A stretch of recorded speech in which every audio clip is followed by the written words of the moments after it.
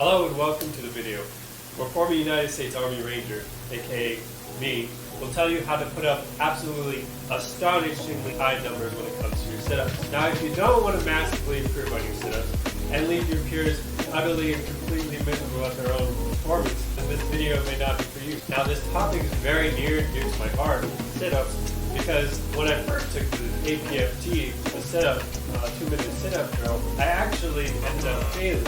I didn't actually pass the sit-ups, which was a surprise to everyone because I maxed out the push-ups, I maxed out the run, but I failed the sit-ups. However, 2 months later I took the test again, and I quite literally more than doubled my previous score, getting a whopping 92 on the next test, which was redemption complete. The Army standard for completing a complete rep for the sit-up is as follows. You're going to start in the position flat on your back, where you have your arms flat out like this. Your knees are going to be at a 45-degree angle. Your feet are going to be held as well. When you actually start to exercise, you will then raise your torso up to where your base of your neck is over the base of your spine, and then that is when you can start your descent. In fact, it can be over that for some people or under, depending on your body structure. You will then need to descend down to where at least the base of your shoulder blades hit the ground. And once you do that, once you finally hit the ground, that is one rep. You don't necessarily have to go back to the base position where you're fully flat on the ground. Just as long as your shoulder blades hit the ground, you'll be okay. Now the rep itself won't actually be counted until your shoulder blades actually hit the ground itself. So keep that in mind when you're doing your 2 minutes of that drill. Additionally, while you're doing this throughout the duration, you're going to have your fingers interlocked behind your head. So your fingers are going to look like this. They're going to be interlocked behind your head the entire time throughout the duration of the entire test.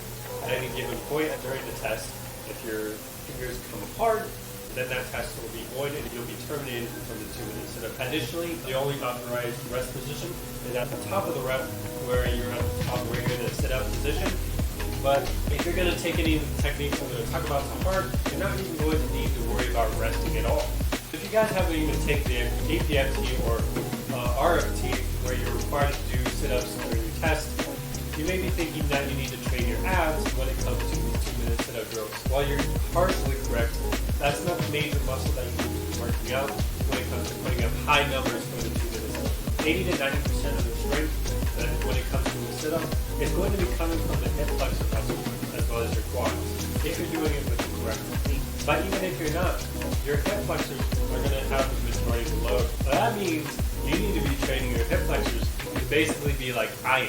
Great exercises to help build your hip flexors include exercises like flutter kicks, hanging abs, hanging leg raises, knee raises, hanging leg raises, knee raises, laying leg raises, basically anything where you're lifting your legs up towards the center of your body. It's going to include your hip flexors. During the 2-month period where I was training up to get to where I doubled my sit-up score, I used these exercises daily.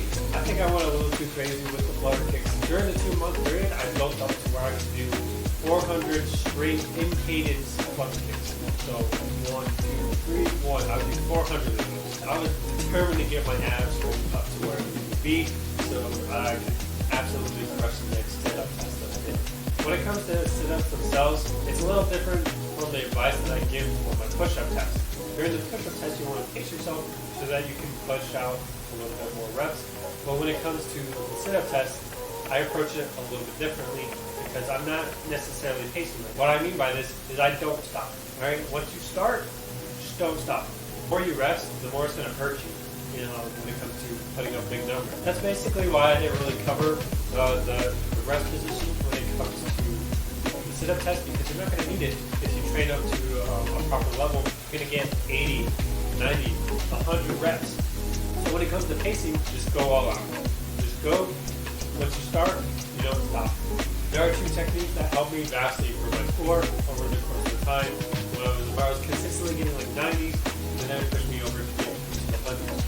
So the first technique I like to go over is where you're implementing more of your quads and hip flexors into your sit-up motion more than your core. And the reason for this is obvious. Like your core isn't going to burn out as quickly as your core muscle. And the way that you do this is where kind of like doing a crunching motion with your quads, where you're pulling your body up with your quads.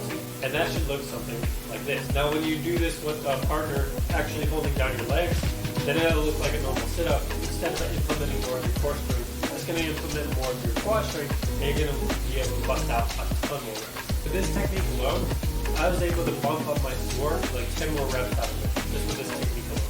So the next technique is a lot more common throughout the military, and that is when you start to get fatigued, when you start to slow down and get fatigued, you're going to use this technique. That's when you can just look rapidly and go fully flat onto the starting position. If you do this and you get to this position again, you'll flap.